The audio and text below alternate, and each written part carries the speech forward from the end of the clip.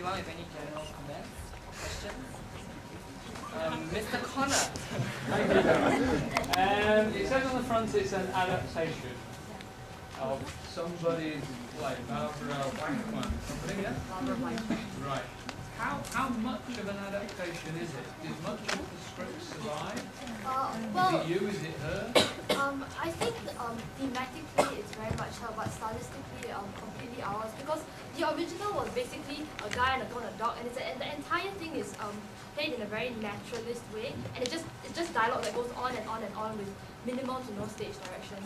So when I adapted the script and rewrote it, we discussed what we felt, where we felt we could bring in the surrealist elements, where we wanted the monologue to be stylized, and we just, put in like all the software. So yeah, it's pretty much an adaptation in the complete sense of the word. Darren, you had a question? Yeah, I was wondering, like, how do you guys decide the cast, who were the Moonfish and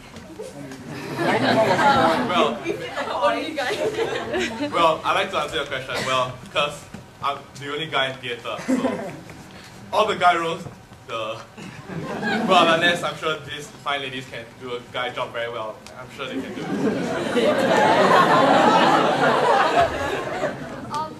For the rest of the casting, it was pretty clear that because Sharon's talent was in dance, therefore she had to be one of the Moonfish.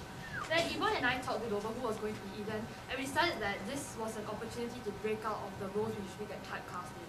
So for once, I was going to do, the dance as a fish, which I hate dancing.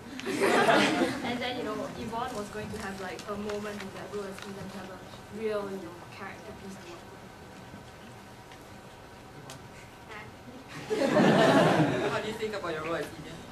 I was really scared because there's giant monologues. I was like, oh god, I'm not gonna memorize that. But it was quite good. Pink helped me a lot, in characterization especially. I struggled a lot with that because Eden is really complex. But yeah, the more Pink talked to me, then I realized that actually I could identify with it. So after that, it was quite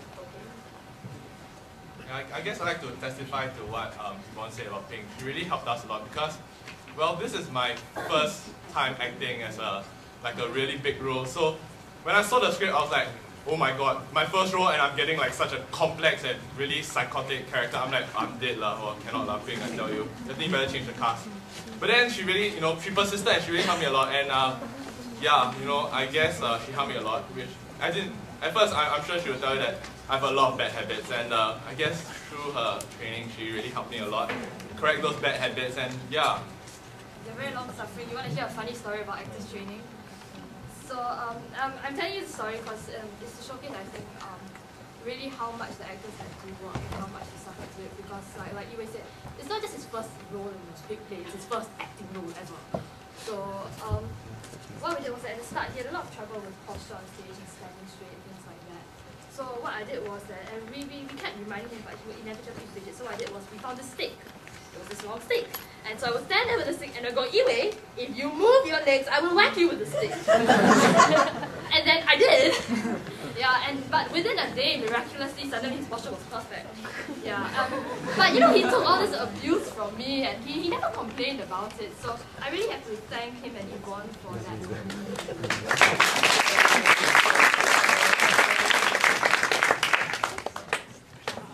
Explain some of the symbols you have in the show, starting from the use of space, like who belongs where, and because Yvonne always enters from there. But then that part when you explain about your mother's, the part where you're in the frame, it's a very beautiful picture, but then you also like to swap services. So were there thoughts put into it? That's my first question. You talk about the symbols, and then those objects you carry, like what does the pyramid represent? Prism.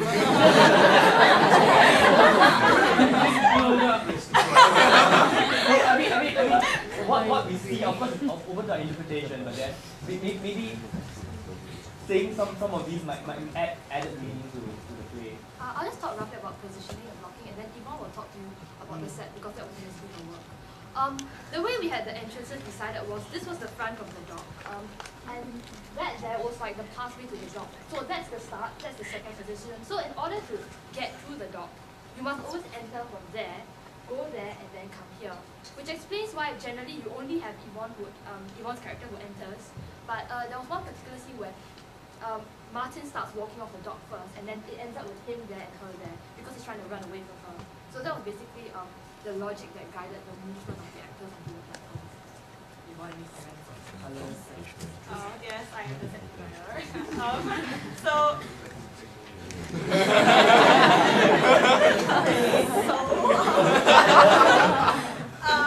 I came up with the concept of prism because like it's like trapping him when you know you put it over himself. I mean when you put it over him, and then the colors are supposed to represent like because you know Martin is this super complex person, and then like in his world he is like perfect and all colorful. And so many thoughts in his head, and like so it's just like all messed up and colorful. And then but then Eden, which is me, then I come up and I'm telling him like no, it's not that perfect.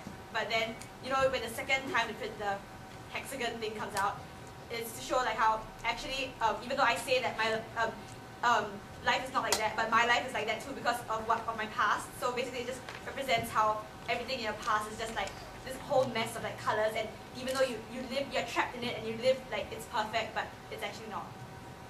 In the sense, the colors represent how your own experiences obscure your own perception of events. Like, and the prism for Yvonne's character, her monologue, it comes out at the time when she's recounting her past, and that experience in the past, it pretty much shapes how her character views the world as a whole, which is why the prism came rolling in and rolling in front of her at that time to, you know, as a physical symbol of a metaphorical idea.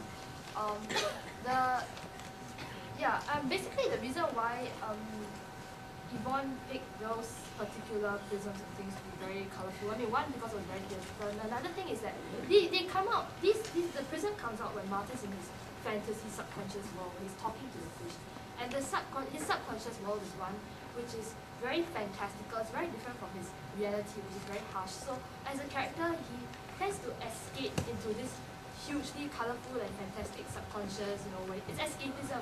But the fact of the matter is that when he returns to his real world situations, it's still a very sad place. He's still a very sad person. He wants to leave, but he can't. He wants to fly away, but he can't. He's trapped there. So he deals with that by escaping into his colourful, fantastical subconscious mind. Any further questions or